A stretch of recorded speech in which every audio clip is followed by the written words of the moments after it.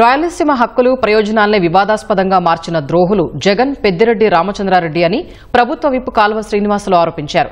అనంతపురం జిల్లా కళ్యాణదుర్గంలో బీటీ ప్రాజెక్టుకు కృష్ణా జలాన్ని తరలించే పనులకు భూమి పూజ చేసి పునః ప్రారంభించారు.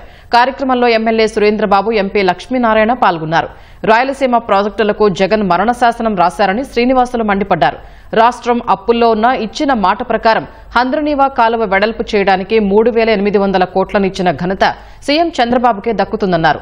18 నెలల్లో పనులు పూర్తి చేసి జీడిపల్లి జలాశయం నుంచి బీటీ ప్రాజెక్టుకు నీరు తీసుకొస్తామని కాలువ తెలిపారు.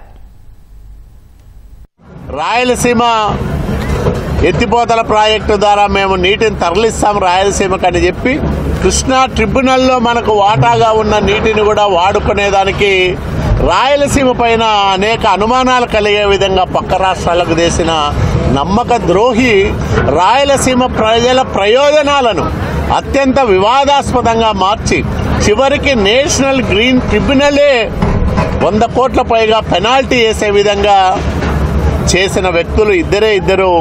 నంబర్ A1 జగన్మోహన్ రెడ్డి అయితే A2 పెద్దిరెడ్డి రామచంద్రారెడ్డి. వీళ్ళిద్దరూ రాయలసీమ ద్రోహులుగా మేము ప్రకటిస్తా ఉన్నాం. వీళ్ళిద్దరిని రాయలసీమకు భవిష్యత్తును ఉజ్వలంగా తీర్చిదిద్దుతున్న వ్యక్తి నారా చంద్రబాబు నాయుడు గారు అయితే రాయలసీమను కోలుకోలేని విధంగా దెబ్బతీసిన ఒక నమ్మక ద్రోహిగా జగన్మోహన్ రెడ్డి చరిత్రహీనుడిగా మిగిలిపోతాడని మేము ప్రకటిస్తా ఉన్నాం.